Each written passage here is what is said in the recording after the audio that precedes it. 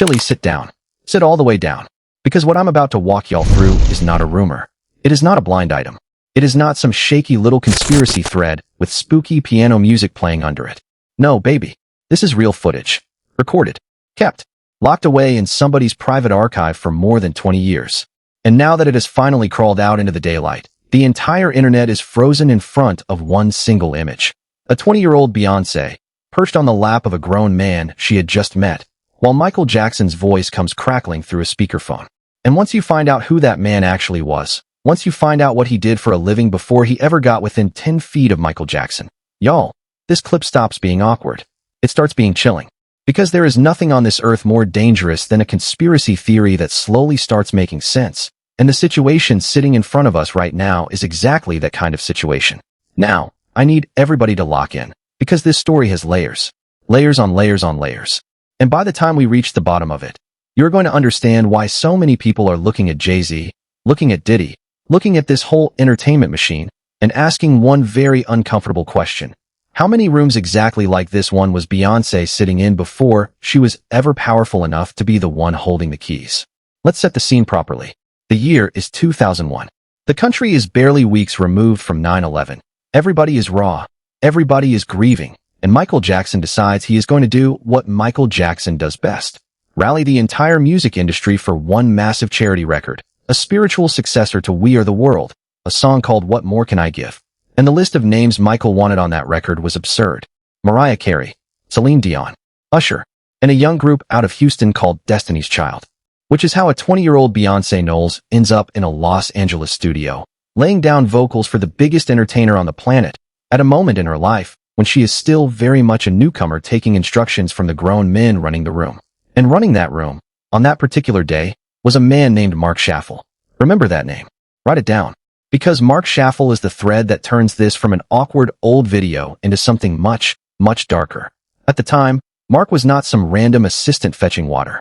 He was the executive producer of Michael's entire charity project.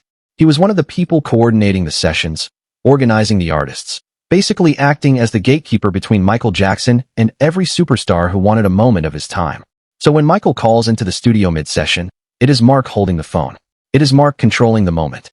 And Beyoncé, starstruck, barely able to believe she is about to speak to her idol, is standing there waiting for her turn. And then the moment happens. The moment that the internet cannot stop replaying. Marc looks over at this 20-year-old girl, pats his lap, and says, in front of a room full of people, with a camera rolling, "You want to make this easier? You can sit on my lap." And she does. Because what else is she supposed to do? She is 20. She is in somebody else's studio. The man holding the phone is the man holding the access, and on the other end of that phone is Michael Jackson. So Beyoncé laughs it off, the way young women are trained to laugh these moments off, and she sits on this grown man's lap, and takes her phone call with the king of pop, while the room acts like this is the most normal thing in the world. Now watch that clip back one time. Just one time. Because here is what gets me. Marc could have stood up. He could have handed her the phone, given her his chair, let her have her little moment with Michael, like literally any decent person in that position would have done. It cost him nothing. It took 2 seconds. But instead, his instinct, his very first instinct, was to fold this young woman into his own space. To make her moment with Michael Jackson something that physically had to go through him. And the scariest part? It did not even register to him as strange. He was comfortable. Think about how comfortable a man has to be to say that out loud, on camera, in a room full of witnesses. That is not a man testing a boundary. That is a man who has never had a boundary tested back. And y'all, in case it slipped your mind, this was 2001. Beyoncé had just turned 20. She was still in Destiny's Child.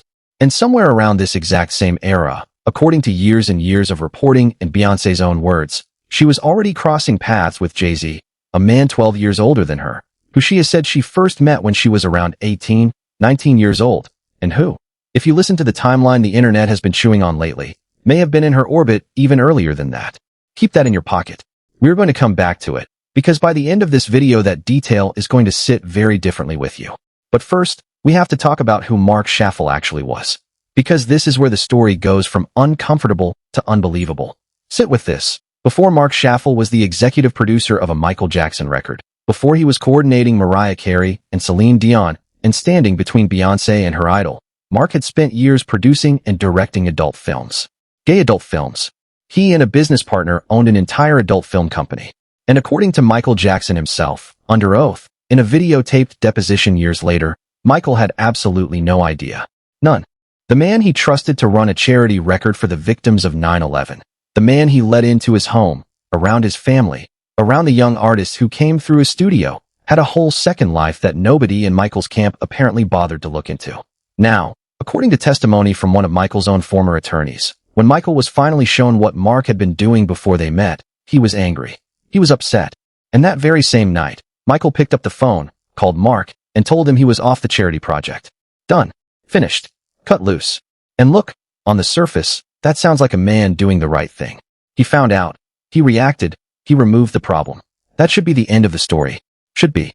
But y'all already know it is not the end of the story, because nothing in Hollywood is ever the end of the story. Because here is the part that genuinely does not make sense, the part one I've turned over in my head 100 times. After all of that, after the shock, after the anger, after the phone call firing him, Marc Schaffel somehow ended up back in Michael Jackson's orbit. Back. Working with him again. He went on to help Michael produce television specials. He handled business matters for him. For years. And eventually the whole relationship collapsed so completely that by 2006 the two of them were standing in a Santa Monica courtroom suing each other for millions of dollars. Marc sued Michael. Michael countersued Marc. And I need somebody to explain to me how we got from, I was shocked, you're off the project, to welcome back, run my business, to see you in court. What happened in between? Who vouched for this man? Because people do not just wander back into a superstar's inner circle by accident. Somebody opens that door. And now rewind. All the way back to that studio in 2001. Because once you know who Marc Schaffel was, once you know what he had been doing before that day, and what he would go on to do after it, that footage of Beyoncé on his lap stops reading like an awkward little time capsule from the early 2000s. It reads like a case study. A young woman, 20 years old, sitting in a room where every single person around her is older, more powerful, and more connected than she is. A room where one man controls the phone line to her idol. A room where the man she is sitting on has a hidden past that even Michael Jackson, with all his resources, apparently never saw coming. If Marc Schaffel could get that close to Michael Jackson without anybody checking a single thing about him, then who else got that close? To Michael? To Beyoncé? To every young artist who passed through rooms like that one? Sit with that. Now, let me be very careful here, because I deal in what can be shown, not in what people wish they could prove. There is no evidence that Beyoncé has ever accused Marc Schaffel of anything. She has never claimed he did anything to her. That clip, by itself, shows an uncomfortable moment. Nothing more, and I am not going to stand here and invent a crime. But what I can do, what all of us can do, is look at the environment.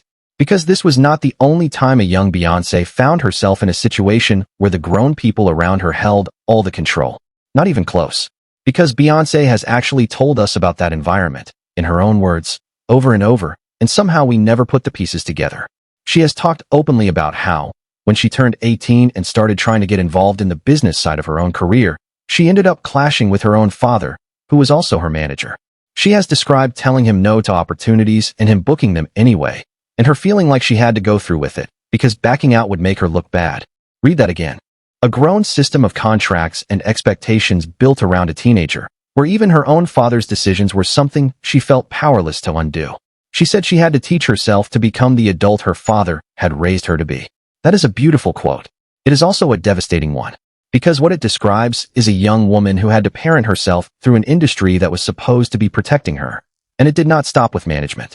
Beyoncé has spoken about the Destiny's Child years, about people around the group trying to push them toward a more revealing, more sexualized image, about grown men trying to get 4 young women into bathing suits for marketing, and the girls having to draw their own lines around how much of themselves they were willing to sell.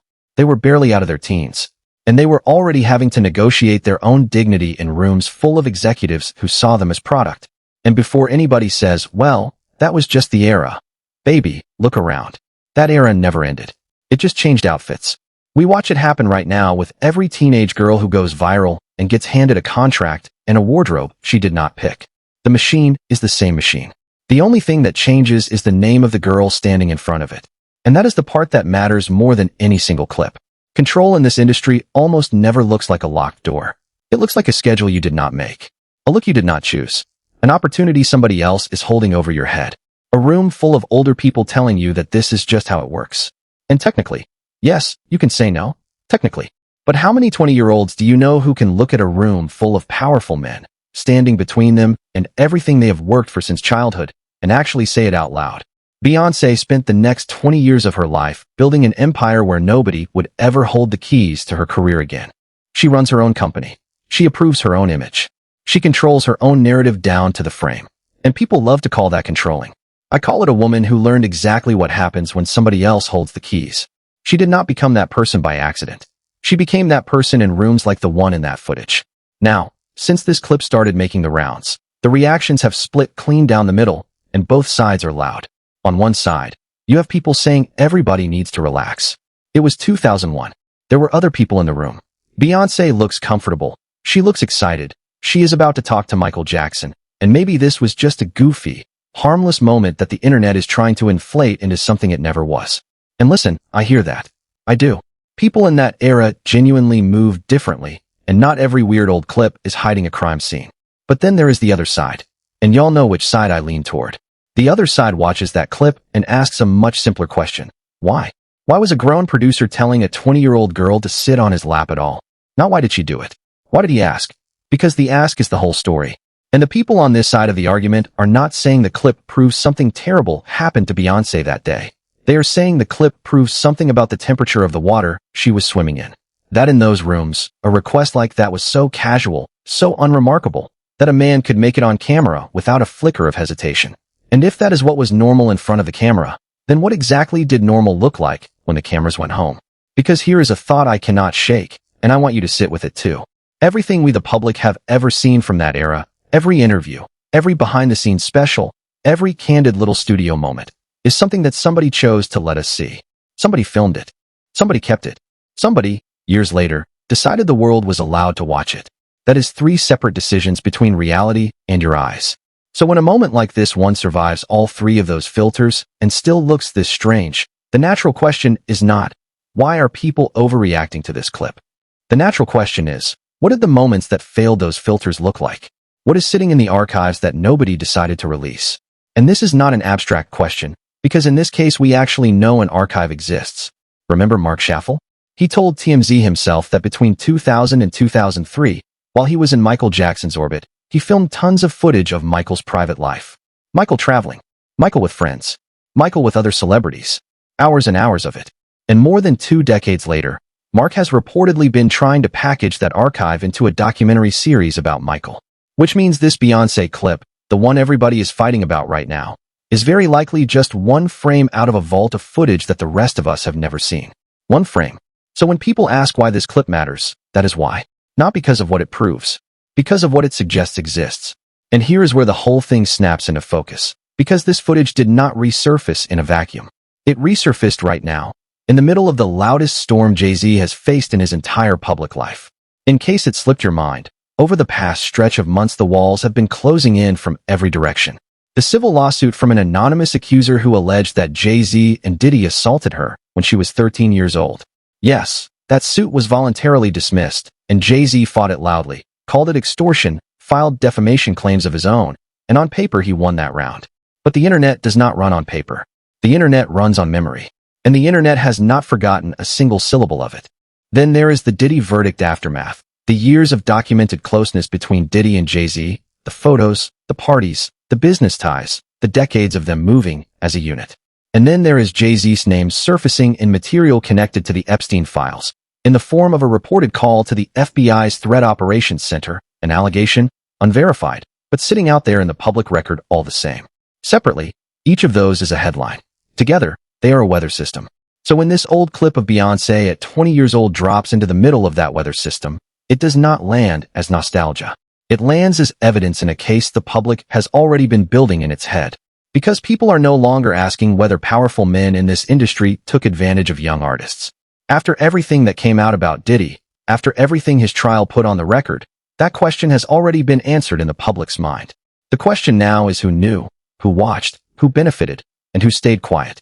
And Jay-Z, fairly or unfairly, is standing at the exact center of that question. Because y'all, let's talk about the timeline, since the timeline is doing more damage than any lawsuit ever could.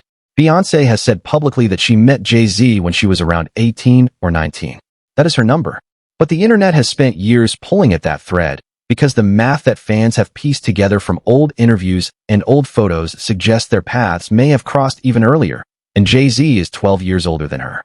12. So even taking Beyoncé's own version at face value, you have a man pushing 30 building a relationship with a teenager who had been working under adult management since childhood. And nobody around them blinked. Not the label, not the management, not the family. The same industry that sat a 20-year-old Beyoncé on a producer's lap on camera looked at Jay-Z courting a teenage Beyoncé and shrugged, because that was simply how things worked. Now, I want to be precise about something, because precision matters when the stakes are this heavy. Beyoncé has never accused Jay-Z of grooming her. She has never accused Marc Schaffel of anything. She has built a life and a marriage and a family in public, and by every account she did it with her eyes open and her hands on the wheel. I am not here to put words in that woman's mouth, and nobody should. But here is what I will say, and I do not think it is controversial at all. You do not have to accuse anyone of anything for a pattern to be visible. The pattern is the rooms. The pattern is the age gaps nobody questioned. The pattern is a father manager who booked jobs his daughter said no to. The pattern is executives steering teenage girls toward images they were not comfortable with. The pattern is a producer with a secret past directing the biggest stars on earth because nobody ran a background check on the man holding Michael Jackson's phone. The pattern is an entire industry that treated the discomfort of young women as the cost of doing business. Beyoncé does not have to say a single word for that pattern to be sitting right there in the record, in her own interviews, in her own lyrics, in the career she built specifically so no one would ever hold power over her again. And that, to me, is the loudest thing in this entire story. Louder than the clip, louder than the lawsuits. Because look at what Beyoncé became. She did not just succeed inside the machine. She built her own machine. Parkwood, her own company, her own management, her own image, her own rules, her own vault of footage that she releases on her own schedule when she decides the world is ready. People look at that level of control and call it calculating, cold, robotic even. But now, knowing what we know, watching what we just watched, ask yourself what a girl has to see before she turns 21 to make her decide that no human being on this earth will ever control her image again. That level of control is not a personality trait, y'all. That is a fortress. And fortresses get built by people who know exactly what it feels like to be unprotected in somebody else's room. And meanwhile, on the other side of the marriage, you have Jay-Z, a man whose entire public mythology is control, ownership, chess moves, being the one who holds the building while everybody else rents. And I am just going to leave this thought here and let it breathe. It is a very particular kind of man who thrives inside an industry built on controlling young talent. And it is a very particular kind of woman who spends the rest of her life making sure nobody ever controls her again. Those two people have been married for going on 2 decades. Make of that what you will. Now let's go back to the vault one more time, because the vault is the most quietly terrifying detail in this entire situation. Marc Schaffel did not just film Michael Jackson. He filmed everything. By his own admission, years of day-to-day life, travel, friends, celebrities passing through. And for more than 20 years, that footage sat somewhere, in boxes, on drives, in storage, owned by a man whose relationship with Michael ended in a courtroom brawl over money. Think about what that means. It means that one of the largest private archives of a music icon's personal life has been sitting in the hands of a man Michael fired, then rehired, then sued. And it means that the clips we do see, like this Beyoncé moment, are not surfacing because some brave whistleblower decided the truth had to come out. They are surfacing because an archive is being shopped. There is reportedly a documentary series being packaged. There is a product being built. And we, the public, are the market research.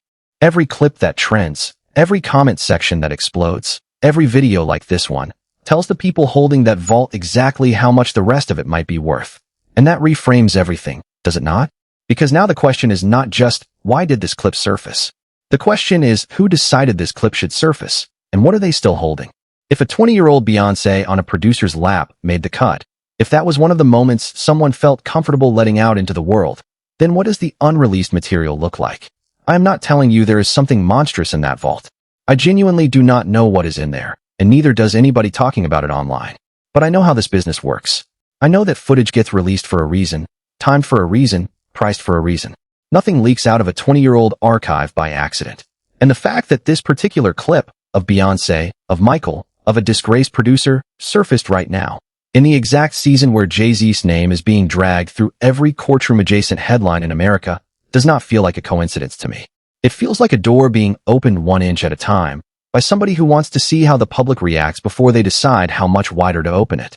And let's zoom all the way out for a second, because this was never only about one clip or one producer or one marriage. The last few years ripped the curtain off this entire industry in a way that can never be stitched back.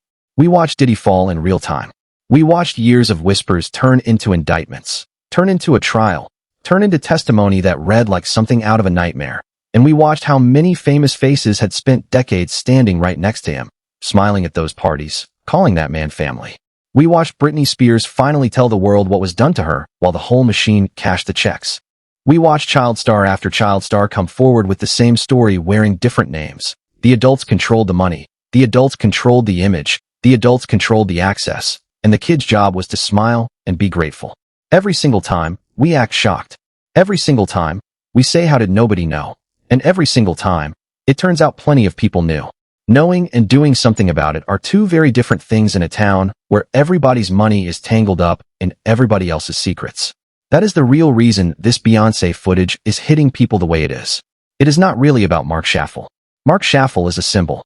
He is the walking proof that a man could have a hidden past, no music experience, no vetting, nothing, and still end up as the gatekeeper between Michael Jackson and the biggest young stars on the planet, purely because he knew how to make himself useful to the right powerful person. And if it was that easy for him, then the question that keeps people up at night writes itself. Who else walked through that same open door? Because Hollywood runs on access, and access runs on trust. And trust, in that world, is handed out like party favors to whoever is standing close enough to the throne. Nobody checks. Nobody asks. And by the time somebody finally does ask, the footage is 20 years old, and the only thing left to do is argue about it on the internet. And y'all, that is exactly why this clip is not going away. Every few years, another piece of the old world resurfaces, another tape, another deposition, another interview somebody forgot they gave, and every single time it lands harder than the last, because the audience has changed. We are not the audience of 2001 anymore. We have seen too much. We have read too many court documents. We know what the inside of those rooms can look like now. So when we watch a 20-year-old Beyoncé being told to sit on a grown man's lap to take a phone call, we are not watching it with 2001 eyes. We are watching it with everything we learned the hard way since. And once you have seen behind the curtain, you can never watch the show the same way again. Now, before we get to where this is all heading, I want to spend one more minute on that courtroom fight between Marc Schaffel and Michael Jackson, because everybody skips over it, and it might be the most revealing chapter of this whole story. By 2006, these two men, who had once been close enough that Michael trusted him with a charity record for a grieving nation, were on opposite sides of a Santa Monica courtroom, and the details that spilled out were ugly in the most instructive way. Marc claimed Michael owed him millions for all the work, the specials, the business management, the years of service. Michael's side painted Marc as a man who had embedded himself into a superstar's life, run up money in Michael's name, and hidden who he really was from day one. And sitting in the middle of that fight was the deposition. Michael Jackson, on video, under oath, describing the moment his own lawyer had to sit him down and show him proof of what Marc used to do for a living. And Michael's word for how he felt, in his own voice, was shocked. Not suspicious. Not disappointed. Shocked. The most scrutinized, most protected, most paranoid about his image entertainer in modern history had a man running his projects whose entire professional past was a total surprise to him. And I keep coming back to that word, y'all, because it tells you everything about how the machine actually works. Michael Jackson had lawyers. He had managers. He had security. He had an entire infrastructure whose only job was to protect him. And a man still walked straight through all of it, with no music background and a secret career, purely on the strength of friendship and proximity. Now scale that up. If that is how it worked inside Michael Jackson's camp, the single most fortified camp in entertainment, then what did vetting look like at the labels? At the management companies? At the parties? The answer, based on everything that has come out in the years since, from the Diddy case on down, is that there was no vetting. There was only access. And access was granted to whoever knew how to get close. Which brings us back to the present, and back to Jay-Z, because the reason this 25-year-old clip is detonating right now has everything to do with the present tense. The public has spent the last 2 years learning, in sworn testimony and federal filings, what the inside of Diddy's world actually looked like. The flights, the parties, the staff who saw everything and said nothing. The young artists orbiting a man who turned out to be running something monstrous behind the curtain. And through all of it, the internet kept pulling one thread. Jay-Z was there. Not accused of the crimes. Let me be crystal clear about that. But present. Present at the parties. Present in the photos.